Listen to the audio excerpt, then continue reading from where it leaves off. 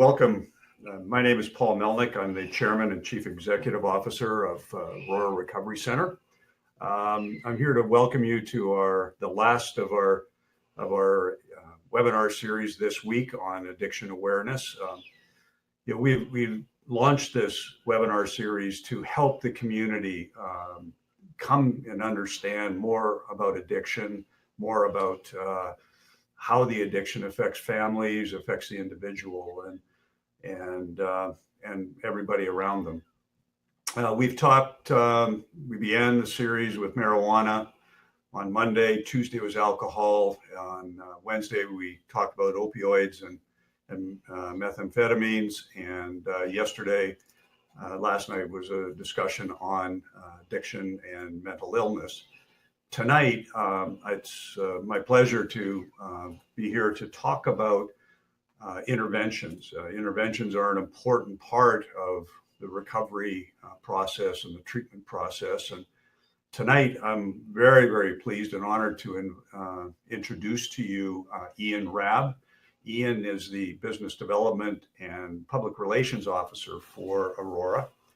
He's a certified interventionist and has been active in the recovery community for many, many years now, and has personally helped hundreds of people find help, find treatment for multiple forms of addiction. I think you've seen Ian on our webinar series if you've been watching earlier this week, and he is a man who has deep experience in addiction and addiction treatment.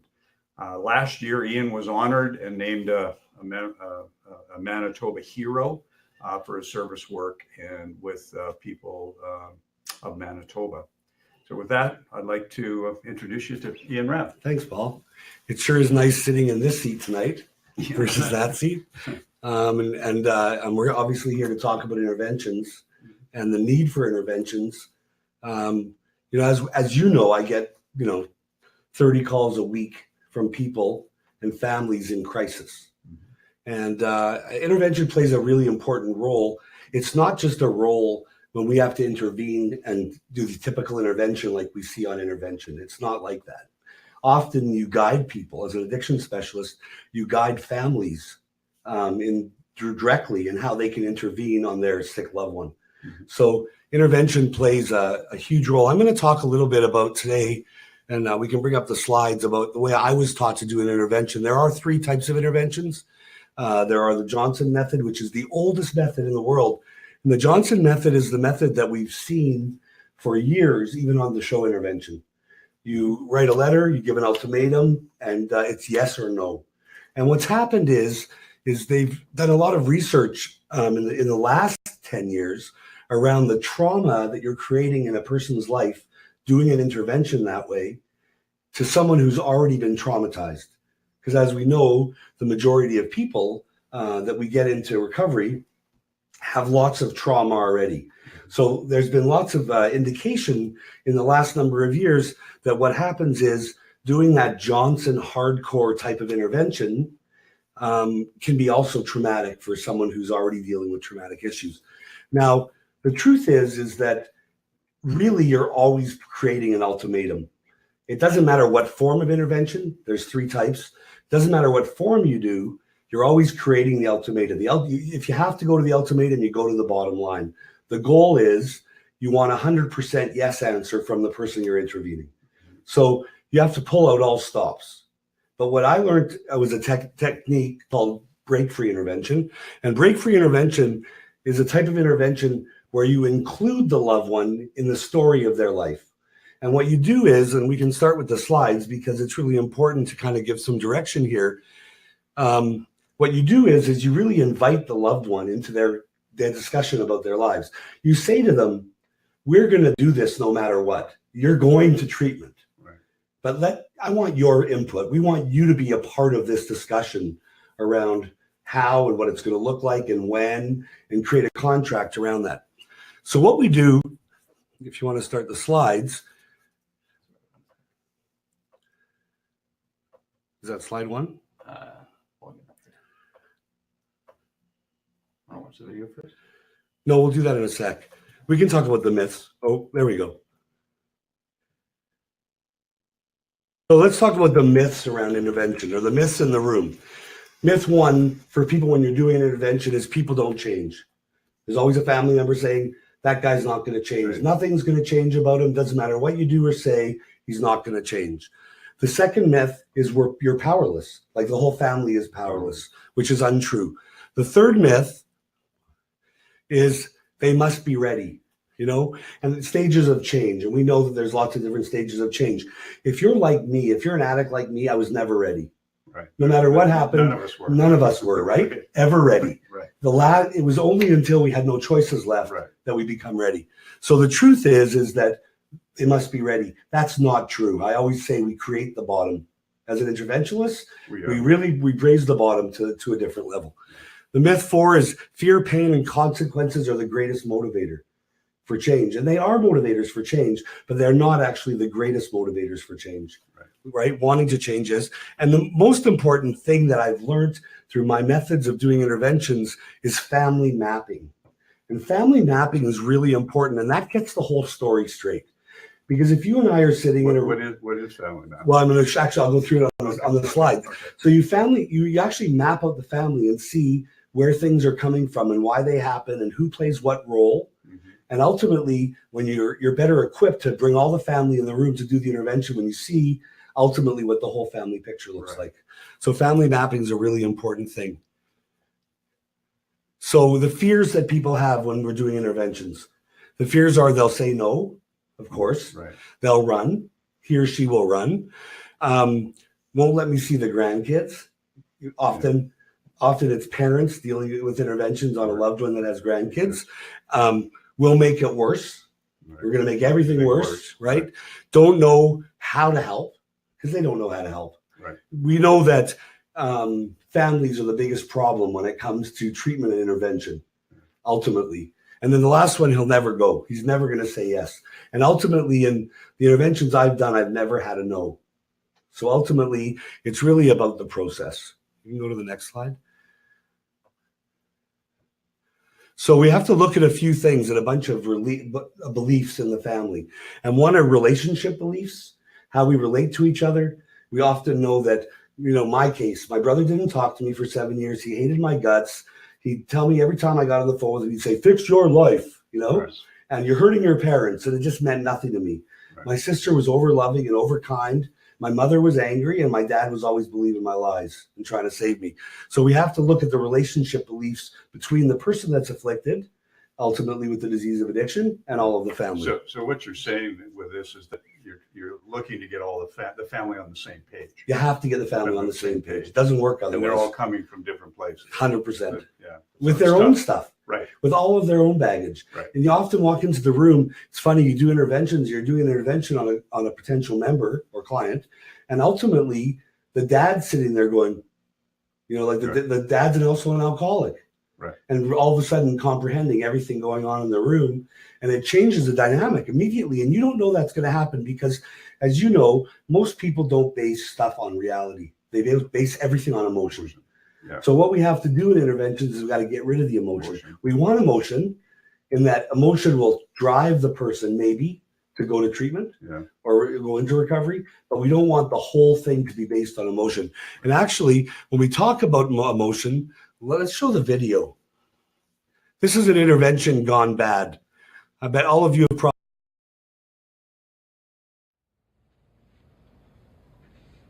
What's going on? Have a seat. Christopher, hey, I'm Dominic. I know you don't know me, but Christopher, we're here to talk about your drug problem. What? Kidding me? Sorry, baby, please. No, f this shit. You've been told once. Now sit down. Sit down.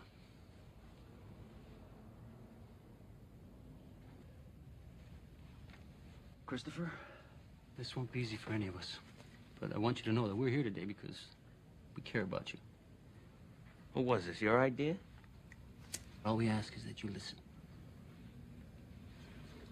I happen to know that you were high at my mother-in-law's wake. You were talking non-stop for 20 minutes, nothing but gibberish. My mother's wake. Jesus Christ.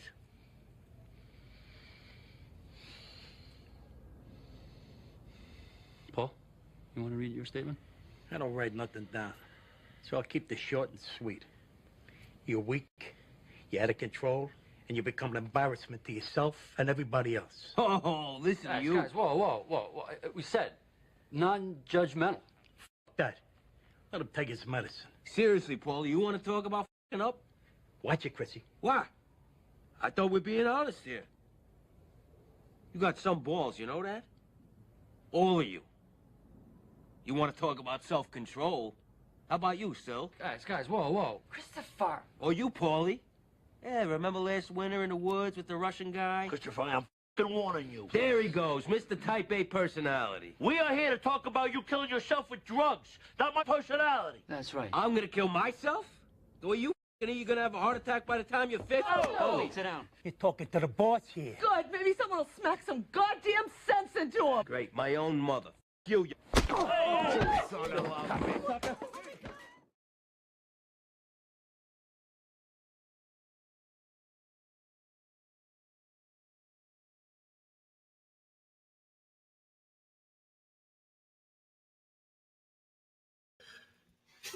All right. Are we back to on the webinar? So as you can see, that's an intervention gone bad, right? Too much emotion.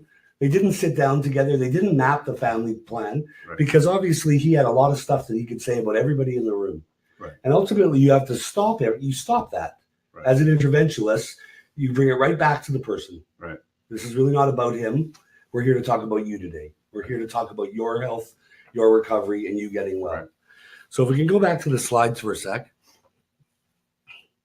So have you had any interventions where it ended in a fist fight? I have had a couple. Yeah. Yeah, oh yeah. You get in the middle.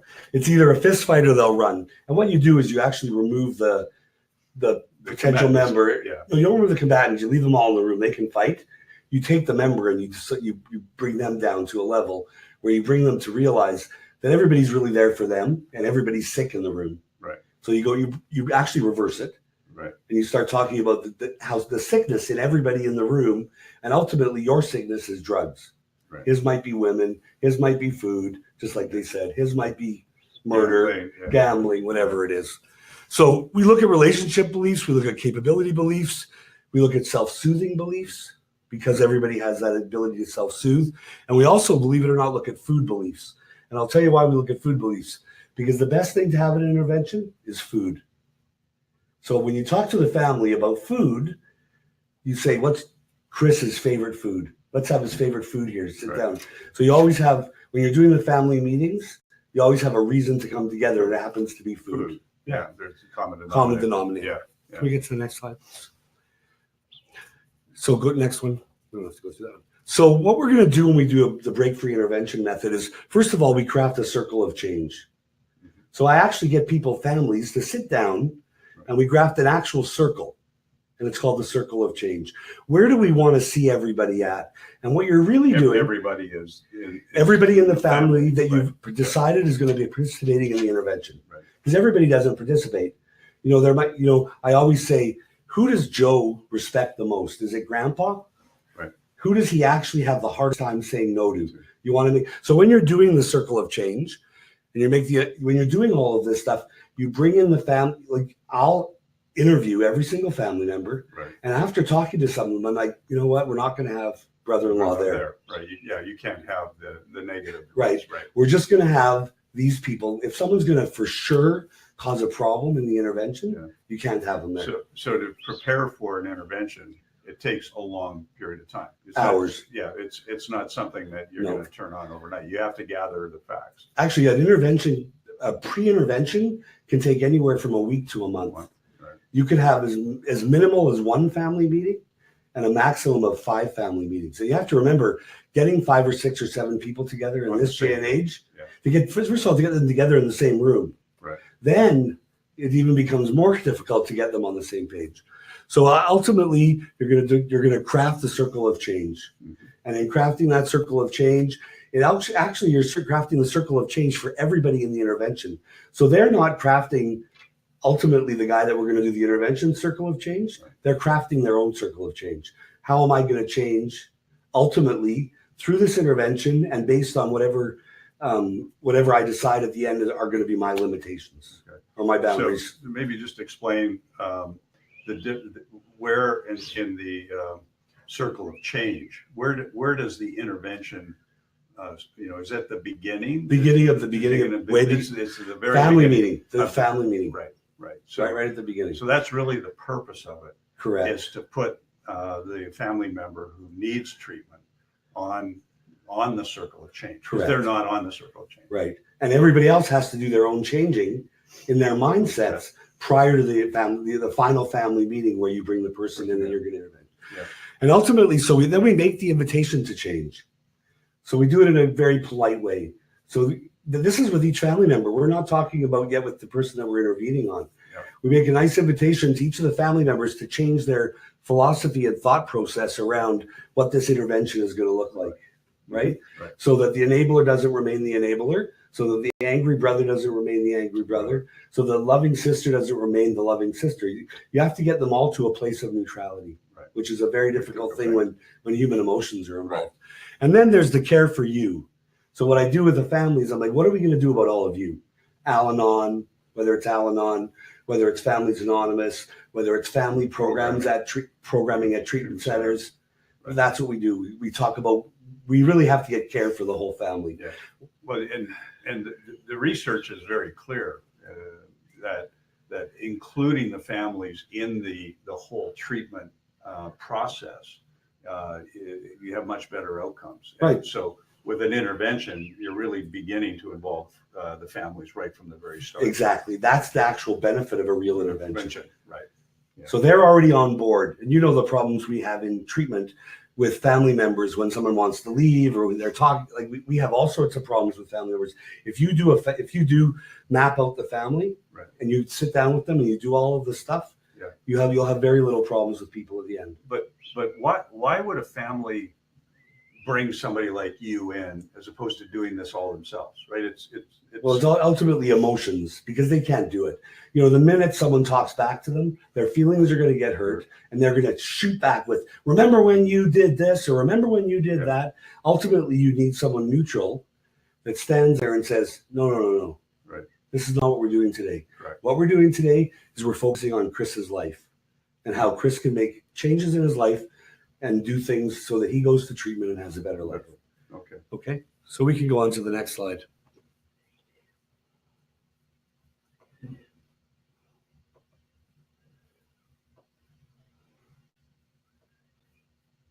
Okay. So crafting a circle of change. First caller is the 911 call. Okay. That's the person that called me. Right. 911 isn't calling 911. It's calling you. Right. We got a big problem. Right. The voices that matter. I told you about that. We sit down and I talk to them. Yeah, sorry to interrupt you. When somebody's looking for an interventionist, where do they find them? Well, in Canada, it's a little harder than in the U.S. U.S., they're all over the place. Canada, there's a handful of us that are certified, and there's another handful of us that aren't certified. Right. So it's very difficult. Most private recovery centers in Canada have a list of interventions. So ultimately, if you want to call our center, if you're going to bring someone there, we can provide you with information of 2 or 3 or 4 good interventionists. Okay. Yeah. So that's the best thing to do. Then I talked about the voices that matter. So the interventionist will sit down and talk to all the family and decide which voices matter. Right.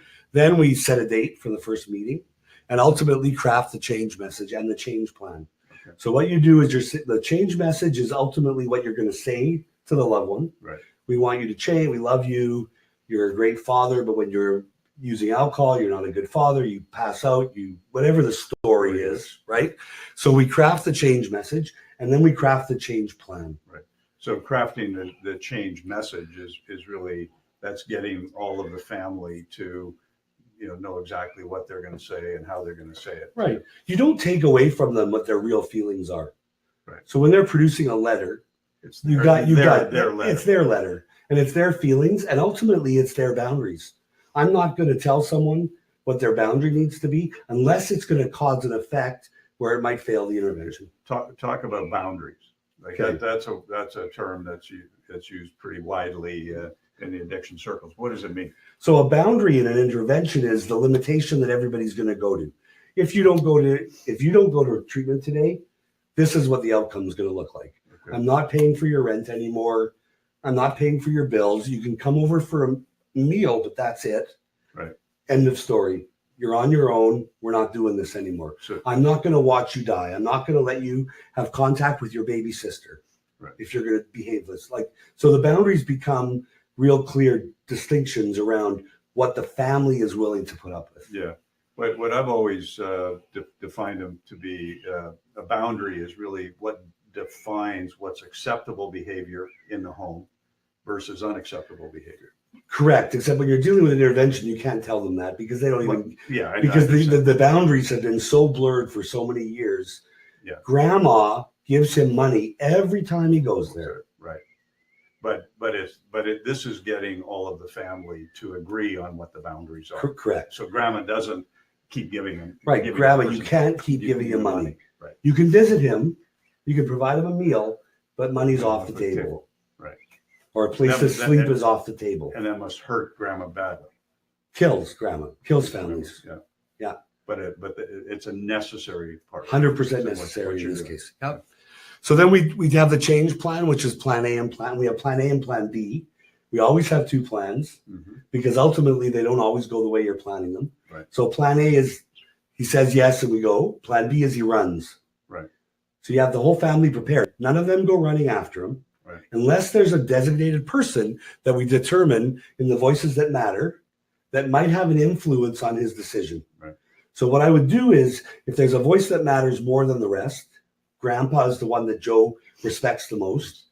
If Joe runs, the plan B would be grandpa and Ian go running after Chris to have a different kind of conversation with them. And we've planned that out. Right. Often you even do plays, like you do little skits and try and figure out what might happen and who might actually blow it and who might not. And Right. so you really put stuff on the table and you do that in the family meetings. Mhm. And then the future places that then you decide where we're going to do the intervention and how we're going to invite the member that's To come. to come. So making the invitation to change is really the key part to this whole thing. So I call them the I team. Which is really getting them to show up. Exactly. Okay. Correct. Yeah. Getting them to show up. So you get the whole I team is prepped. That's the whole family. Everybody knows their role. And then in that, you look at the voices of change, the voices, and you say, the best person to make the invitation, he really still loves and trusts his ex-wife and wants to get back with her. Right. That might be a good person to ask for, can you please come in and have this conversation with us? Yeah. I love you. I want to talk. Yeah, right. I love you. I want your kids. I want you to be part of your kids' life, but we really need to have this conversation with you as a family. Yeah. So please come. So you pick a voice that ultimately can have the most effect on the potential member. Then you've done the family mapping. You've changed the plans. You have the change plan set. And then ultimately, I spend often weekly, you'll do supervision over the family, helping them craft their letters, changing their letters, making their, taking out the stuff, anything that you really want to remove any blame. Right. Blame is the furthest thing. The number one offender in making someone bolt or say no. Right. You did this and you missed my anniversary and you, just like we saw at The Sopranos. Right. All blame. Right. Blame The whole the- thing was blame. The whole thing was blame. Right. Kicks in shame. We talk Yeah, about shame sure. all the time. And ultimately, it's often a failed intervention. Right. And then we begin the family meeting. Yeah. So the family meeting continues. We have breaks. We have meals. I told you over food. You want to make it as comfortable as possible. You get all the eyewitness accounts from all of the family members. What we know are facts. We have to pull out from the family members' stories the facts from the fiction, Mhm. right? In the family meeting, is your objective to have it done as quickly as possible? Or what's the The objective? pre-family meetings. No, the actual intervention meeting, the family meeting, like when you've got the food and everything, or like that sounds like it's a, like it's a long. You plan for long and you hope for short. Okay. Right? Yeah. Plan for long and hope for short. I've had some interventions, one in Edmonton that lasted 4 hours. We got a yes, and immediately we got a yes. But then everybody kicks in their ideas and they're getting ready, and all of a sudden they have all sorts of conditions. I need my ex-husband's jersey. I need this. We have to run to this house and get, I'm not going unless. Yeah. So what happens is once you've got a yes, you actually craft a document saying, okay, these are reasonable requests and these are unreasonable requests. You know, I've had one where a girl, she just wanted to go to this 3-day seminar for a weekend on something that related to work. And she promised in contract that on the Monday morning she would leave for treatment. And she did. She went to the 3-day seminar. So it wasn't a situation, she said, yes, I'll go, but I have to go to this thing for work. Okay. So are you going to say to her no? Right. But you're going to craft a change contract based on, okay, you promised you're going Monday. We're going to book the airline ticket. We're going to do everything like you're going on Monday, but you can do these other things in between. Right. If it's reasonable, I have to get my nails done is not reasonable. Yeah, right. We've had that. Yeah, we have had that. So ultimately, you create the change contract. In the IT, we choose our roles, basically all the family members. I told you that. Yeah. And then you do monitoring and accountability and the bottom line and the consequence. So you've created already all of that stuff. We talked about boundaries. You've created the bottom line and you've created the consequence.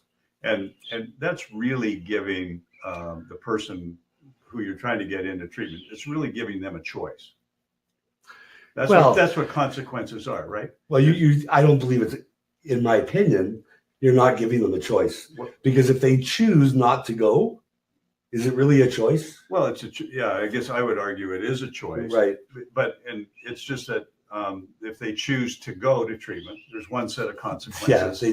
And if they choose not to go, there's another set of consequences. So I look at it as there is no choice. They're not going to like they're not going to like choice B. Yeah. Well, choice B is way more appetizing. Yeah. Well, it's when it comes down to choice, what you're really presenting them is a choice between two not good outcomes. Correct. Right? No question. But and they choose the better one. And I think, aren't you really trying to present for them why treatment is such 100% a better consequence? Right. Well, and they know it because they're going to see their kids. The family's going to help. There's this loving invitation that you're giving to the member to change their life. Yeah, except at that stage, at that stage, the alcoholic and addict, the most important thing in their lives is the drink or the drug. Well, it brings me to another point.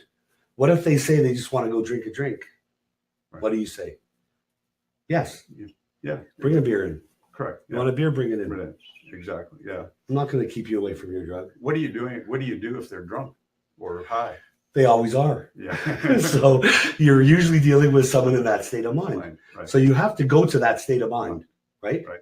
So what's going to happen is if they're recently drunk or high, and if you don't get done quick enough, they're going to crave more and ultimately going to have to do more. And you might be outside sitting with them smoking crack. Right. You're not. I'm not. But let's be very clear. But really, you might be sitting outside having a conversation. I need another hit. Well, let's go do it. Yeah. Well, and in fact, for people with alcohol, especially, there can be serious physical consequences of withdrawal. Yeah, opiate, benzos, or alcohol. Yeah, yeah. So we have to be careful of that. So we have the bottom line and the consequences. Okay, we can keep moving forward in essence of time. So I talked about the family meeting. We can keep moving on. The family mapping is a verb. It's just the facts. You were asking about family mapping. No better, no worse, right? Like we don't want to make anybody better or worse. I told you want to get to that place where everybody's kind of neutral. Mm-hmm. That's the most important thing. Because everybody is, oh my God, my relationship with him is up here. My relationship's down here. Everybody has a story around what the relationship looks like. Correct. Okay, so you really want to get it to a place. You want to look at some triumphs and tragedies that have happened, if you have to go there. Part of your talk track, you use it as part of your talk track. Remember when you overdosed last week? Mm-hmm. We brought you back. You were at the hospital. You died. Yeah. And your parents were there to witness that. Right. And at that point, you said you're never going to use again. And all of a sudden, here we are. Yeah. So, and then the family map, and we can go on to the next. So the family mapping is very much like a family tree. Mm-hmm. Okay, so you really want it's family mapping 101. We can go to the next. Ultimately, you're going to create a legend of which person is what in each family. And then the next one, And ultimately, we have a family map. So we know ultimately where the addiction's coming from. We know who are the strong or the weak players. We actually know everything going on around this family, including potentially stepfathers, stepmothers, the role of that person, and ultimately you're developing a family map. That brings another point. This isn't just family members. It could close friends, Close or bosses. Bosses. Yeah. Some of the best interventions I've had is with the boss of the client there. Right. Yeah. Yeah, some of the best ones. So then you're preparing the I team, and again, I told you who are the voices that matter. You interview the family, you prepare the family map. We're already there. We get the script. It's really a script. Right. Ultimately, we lead with love. The one thing about break free intervention that's so different than any others is it's all about a loving invitation. Mm-hmm. Like you want to include the person in the conversation about their life. Right. That's the most important thing, and it's much more successful than separating the person or disconnecting them. You know, as you know, and I know, most addicts and alcoholics are completely feeling isolated, separate, and disconnected from their family. Yeah. The last thing you want to do is create another disconnection. So you invite them into having a loving, remember you asked me, so you tell the client, we're having a family meeting right now, right? Not tomorrow. Right. And we're having the meeting with or without you. And if you're there, you can have input into what the consequences may be. And if you're not there, we're still having the family meeting, and all of our boundaries and consequences will still exist. Okay. And if you know at the addictive behavior as well as I do, that guy's going to want to be at that meeting because they're going to want to know control. Yeah, totally. Right. They want to be able to control the meeting. Right. So ultimately, they say, "Okay, I'm going to that meeting because they want to be there." And then you talk to them about participating in a conversation about their life. Right. Yeah. This is not about everybody sitting there. It's about their life and wanting them to survive. And then we talk about the successful family meeting, what we have seen, the eyewitness account, which is part of the script. What are your fears? We talk about flash forward. And then we also talk about what is the hope. Yeah. That's the most important thing. Our hope for you is you go to treatment, you have your kids back, you got your wife back, you have a family, whatever it may be for that person. You're not going to lose your job. You know, in 60 days, you can come back, and this is what your life is going to look like. Right. And we're here to support you to do that. We love you. Right. So making the invitation to change. So it's delivered by an IT member. You're going to get a yes, no, or maybe. And what begins with the invitation? Change starts beginning with the invitation. Right. It begins the minute the invitation is made. Mm-hmm. The intervention doesn't begin when the intervention happens. It starts right away with the invitation. Right. And that's the difference between Johnson and ultimately break free or other forms of intervention. Okay. Right? That's the major difference. Right. Johnson intervention happens immediately upon that second. They walk in the room, oh my God, like we see on TV. Yeah. What are all these people doing here? Right. Yeah. So the Johnson method versus the break free, their objective is the same. It's just that the process of getting there sounds like break free is a more open, collaborative approach. Correct. With the fallback being you still got the ultimatum. You still have the ultimatum. Still have the ultimatum. Absolutely. Yeah. Did you want to take some questions? Yeah, we'd like to. We ask everybody who has a question to please submit them. One of the questions that we have been that has been submitted is it always necessary to use an interventionist, or why can't the family intervene on their own? I think we touched on this a little bit earlier. Right. Expand on that. So the truth is, and when I take calls, I would much rather, believe it or not, have a family be able to do it on their own. So I'll talk to the family the same way as I would be having a family meeting. Right. That's what I ultimately do. When I get someone on the phone and they're not sure whether their loved one would say yes to treatment, I'll ask them all the same questions I would ask if I was doing an intervention. And I get each person separately on the phone. I talk to mom, I talk to dad. I don't talk to any external sources unless it's necessary, like bosses and cousins and the best friend of, or I try and just keep it to a small group of people. And I find out, is there one person that person's going to listen to? I ask all the same questions. And ultimately, I'd much rather direct the family to do it. Right. First of all, it saves them $2,500 or $3,500. Is that what it costs for? That's what an intervention costs. Costs. Well, so they can go up to $10,000. Right. But the majority of interventions are $2,500 to $3,500 based on the amount of time, plus all the flying and whatever else if it's in a different city. But ultimately, I'd like to find out if a family can get a yes answer without me. Right.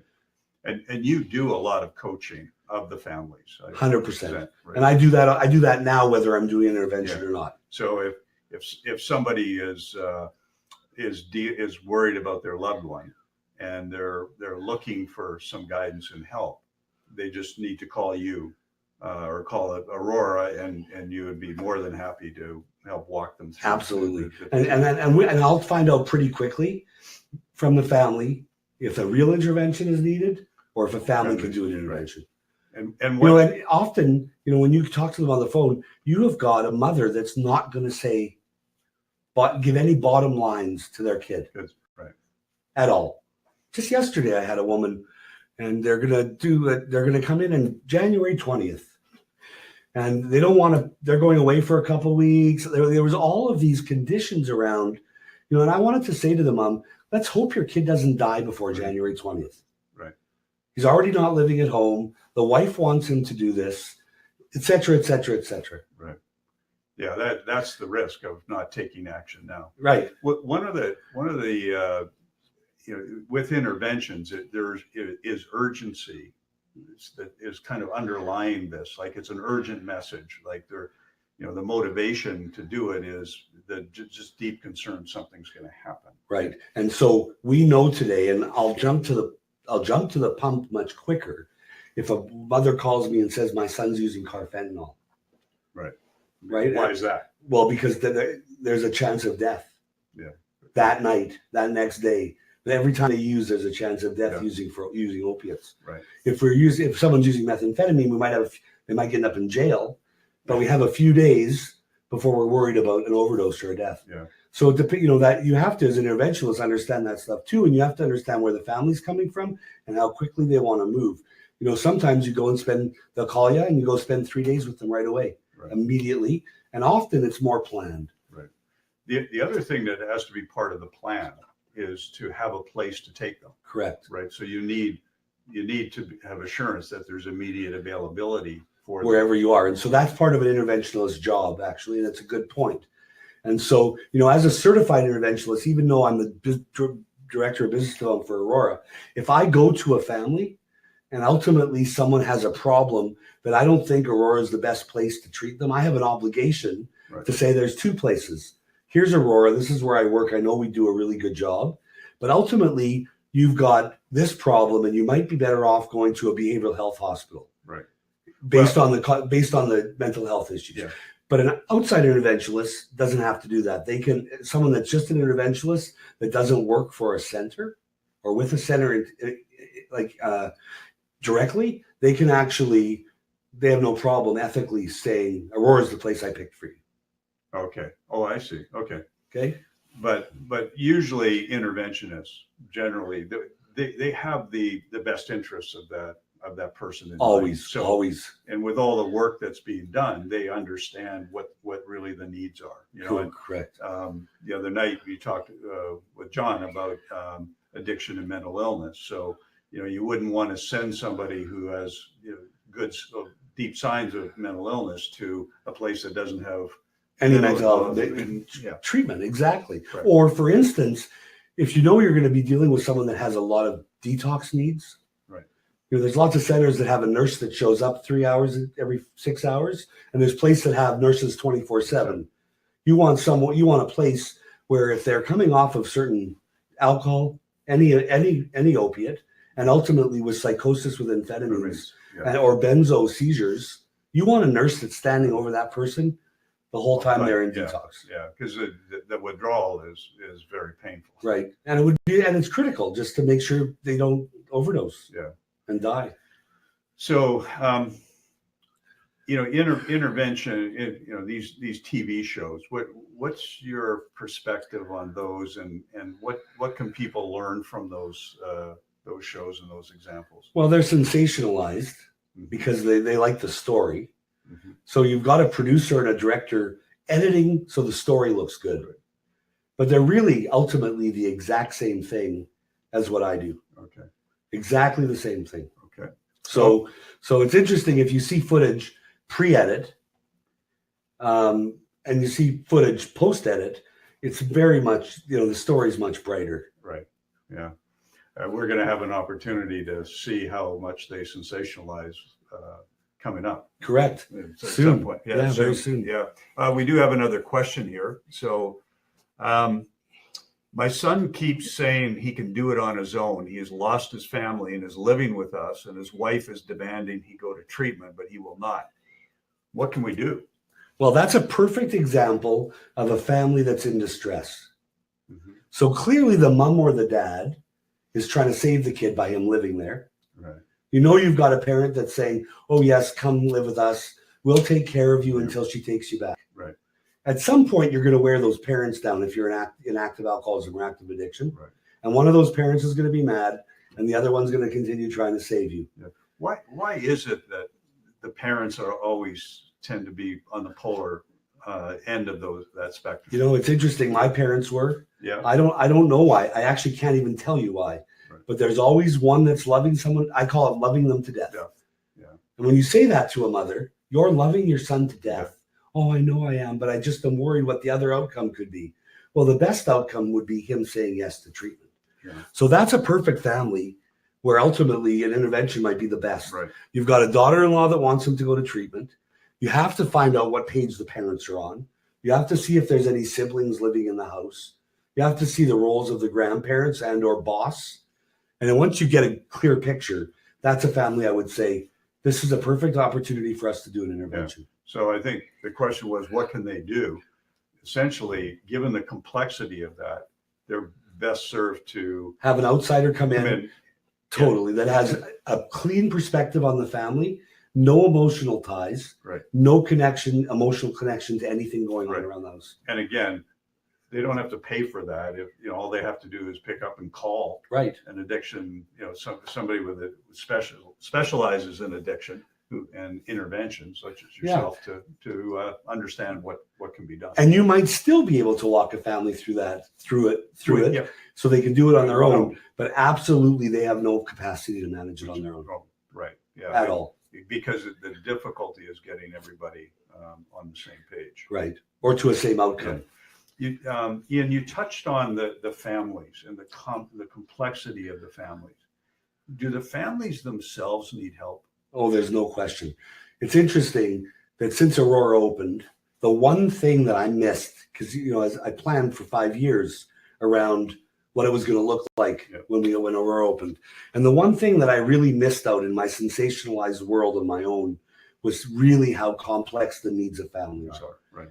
It's unbelievable. You'll have even once they're in Aurora, you just see the complexity of each family's input, and you still see the person that's saving them, the person that's angry, and the person that's quiet, and all of the siblings and how they interact, and ultimately getting people even on the same page about the person's recovery is really important. Yeah. Because ultimately, I just heard it the other day, a kid I met with, and he's 90 days sober, clean and sober out of treatment, and his parents are already asking him, they sent him to treatment, and they're already asking him, do you really have to go to a meeting every day?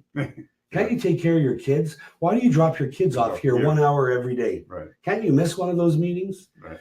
What does that mean? Really, how educated are those parents around the absolute need for someone to go to meetings and get healthy? Yeah. So yes, the family needs a lot of help. And, at Aurora, we have that intense family program now for family members of everybody coming in. And I think it's absolutely necessary. Right. Everybody has to get onto the same page in the recovery story, just like we got everybody on the same page on the intervening story. Yeah. You want everybody on the same page in the recovery story. So that what that brings to mind is that the intervention itself can be the beginning of a process of recovery for the family. 100%, and it should, and actually it should be. Yeah. Okay. Good. I think we have another question here.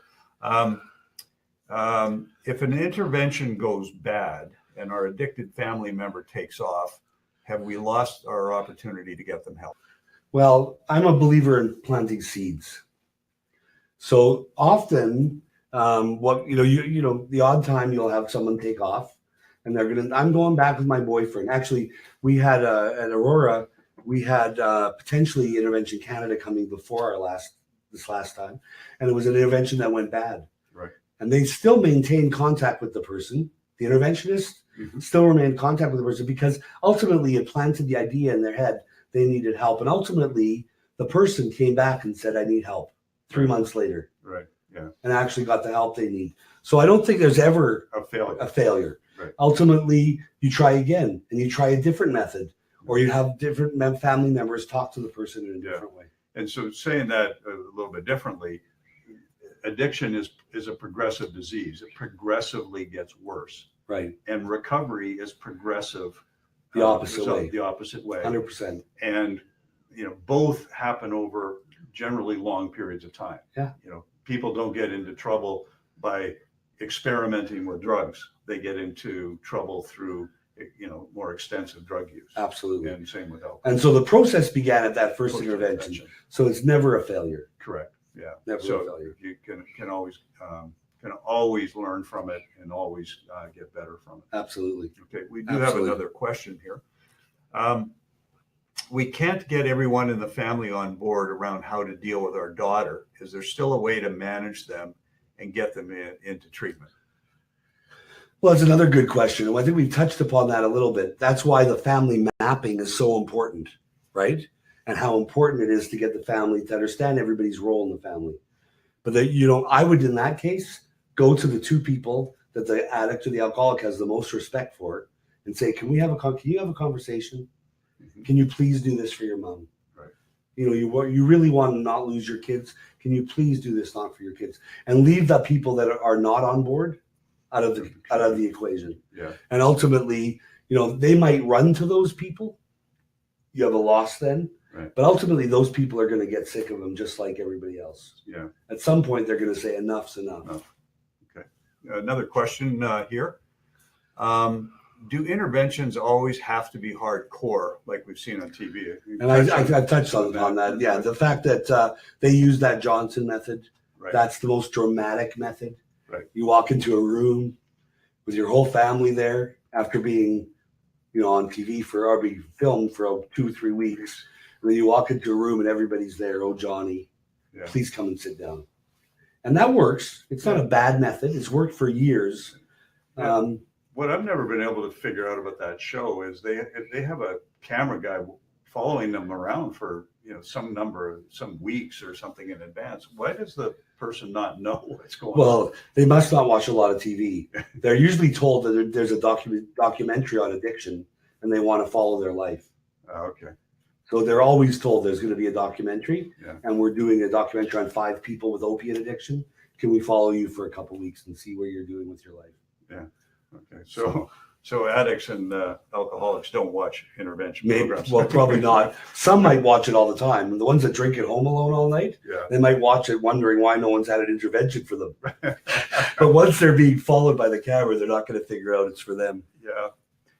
Okay. I just see we have another question.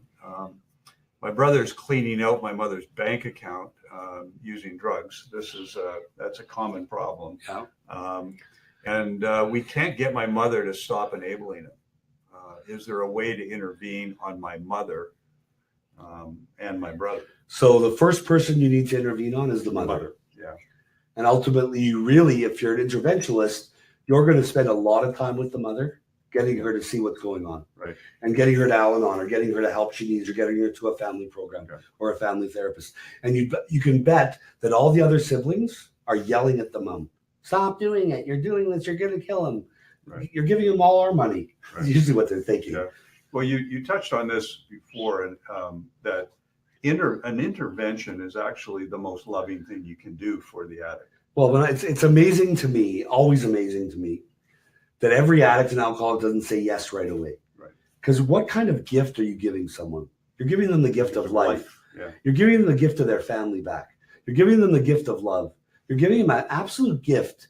Yeah. In most cases, if it's private treatment, you're buying them treatment too. You're saying, here, I'm giving you every opportunity to get well. Yeah. But of course, defiant, You know how we are, Right. just absolutely defiant and And denial. denial. We, you know, I mean, I always say that to families that, you know, addicts and alcoholics, it's like someone with BO. They don't know they smell. Everybody else knows they stink, Right. but them. Right. My life's all right. I'm not really hurting anybody. Yeah. But Leave me alone. Yeah. The challenge for the family, that mother or it can be a father. It's, you know, it's but there's usually one parent is much more, the word is enabling, that are enabling the ongoing addiction. But it's really tough because they really think that they're helping. Well, that's what you said. You mentioned the word denial. Right. You know, there's no way my son is that bad. Right. He's draining my bank account. I don't know what he's doing with the money, but there's no way he's that bad. He just told me yesterday he got a job and he's starting on Monday. Yeah. He just told me, you know, he just has ADD. We just have to be patient. Right. Like whatever the story is the addict told that loving member, they buy into it, and their denial is so deep. Right. And breaking through that denial is so hard. When somebody comes into treatment after an intervention, and we've seen this a lot at Aurora because of our detox. When they start to sober up, although they've agreed to come, they start to sober up and clean up a little bit, and then they start to say, "Hey, I'm good. Right? Yeah, of course. I don't need this now. I want to." They start to try to negotiate themselves out. What does the family do in those situations? Well, in those situations, I would get in touch with the interventionalists if there's an interventionist involved, right. And I would tell them to call the family and remind them exactly what we did at the intervention, because you had no doubt that person, that addicted person, knows exactly what buttons to push on mom again. Mom, I really want to go home. I'm better. Right. Oh, Dad, he's better. Can you believe it? Yeah. It's 7 days and his life is fixed. Right. So you really have to have that's the other role of an interventionist, is it doesn't end after the end of the intervention. Yeah. You have to really work with the family to make sure they keep their position. Right. What are some of the ways that the person who comes into treatment as a result of an intervention will try to manipulate the family into telling them that, you know, they really need to come home? Well, you know as well as I do, it's not good here. Right. They're not treating me right. I really am fine. I just have to get over the detox. Now that I'm detoxed, my mind is clear. Yeah. I can see things perfectly. I really got to get back to work. I'm better now. I just got to get back to work. And right away, the family thinks, oh, this guy's cost us thousands of dollars. He wants to go to work. That's wonderful. Yeah. Let's get him home working. No recovery yet. No treatment yet. Right. So again, it's really important at the front end to start educating families. Yeah. I know some centers now, as an interventionist that I've worked with, some centers that draw the line with the family. If you do not follow our line, we don't want your son at our treatment center, because families are such a problem when it comes to that exact question. Yeah.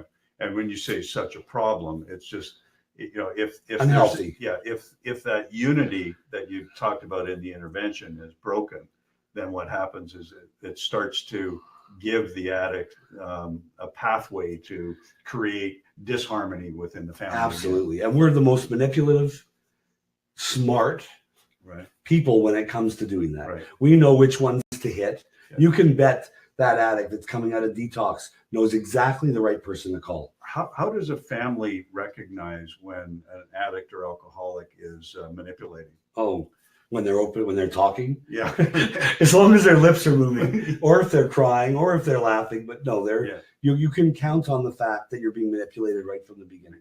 Right. And hopefully, if you're doing an intervention, often we don't have that opportunity.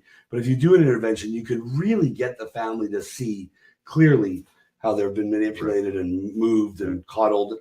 Right. And it does, when we say and describe them as being manipulative, it doesn't mean that they're bad people. No, absolutely not. They just need to get their way.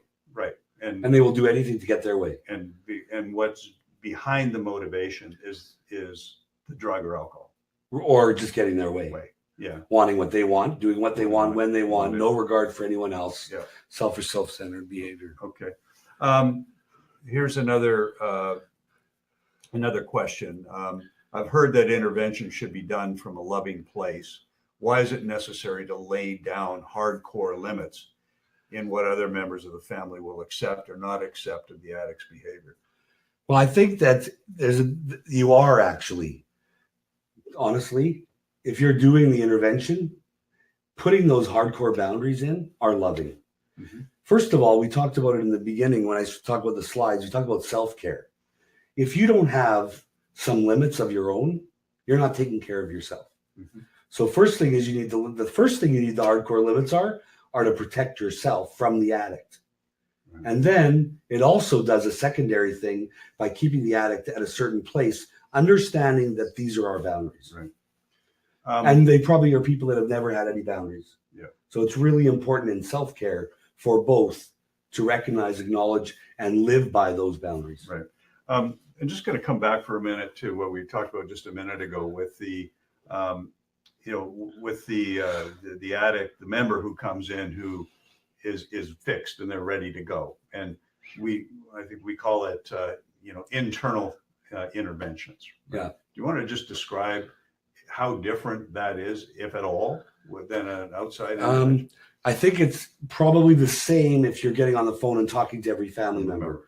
If it depends if there was an intervention done in the beginning or not. Mm-hmm. We don't know that, right? Right. So if a client just comes in because they're in crisis and the family wants them to go and they've said yes, that's usually when you need to do an intervention on the inside. Right.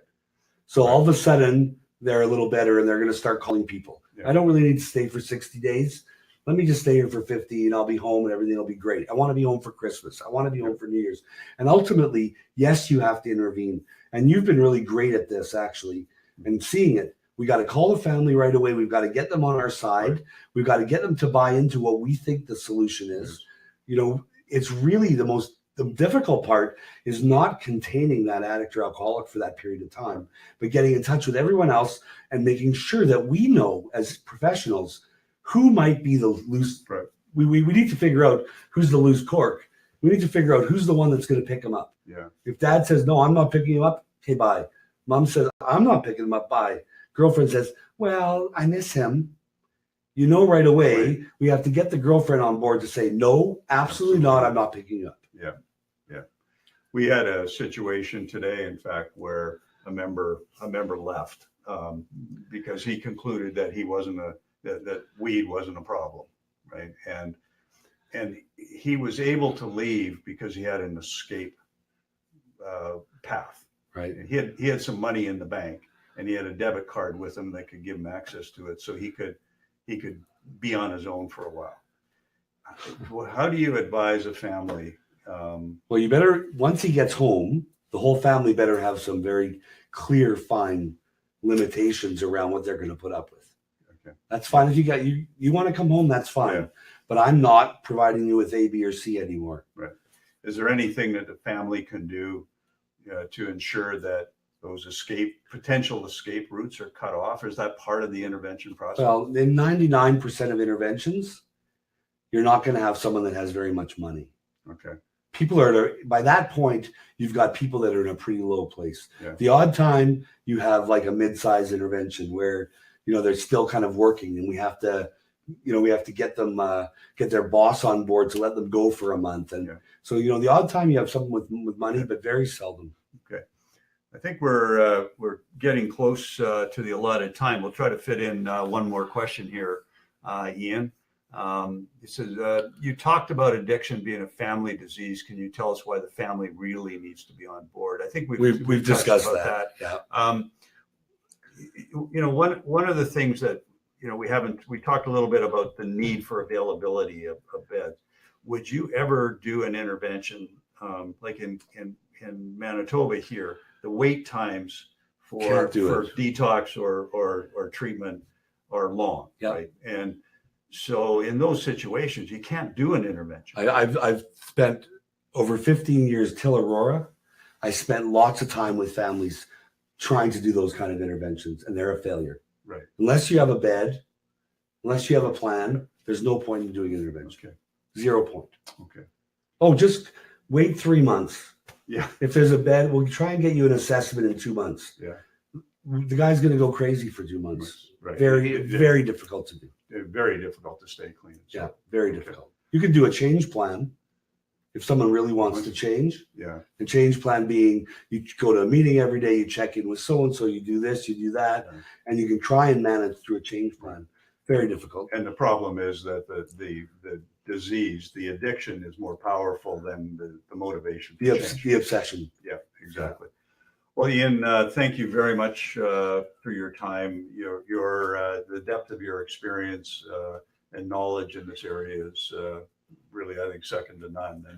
And grateful that you're a member of our team at Aurora. And and I'd like also to thank all of our experts who participated in this webinar today. We're really fortunate here to have a really deep team of very passionate, committed professionals that are all, from what our members are telling me, is that our staff really care about the member and really care about giving them care. Yeah, it's awesome. I've enjoyed the experience for the week. I don't get to sit down with our staff for an hour at a time, anytime, because we're always all so busy. Yeah. So it was really nice Monday through Thursday, actually sitting with staff and having your role. Well, and our objective here is to give the viewers some information and knowledge that will hopefully help them be more equipped to help their loved ones or others that are suffering from this very, very cunning, baffling, powerful, and fatal disease that we're dealing with. So please call us if you want an intervention done or you have questions. If you're listening, please call us on our 800 number. We'll jump to the pump to get you ready to help your family. Yeah, videos of all of the webinars will be uploaded next week. Check out our website and Facebook. If you registered for the webinars, you will receive notification of it. And if you want more information, you can call our 1-844-515-STOP. That's 844-515-STOP. Thanks. Thanks again.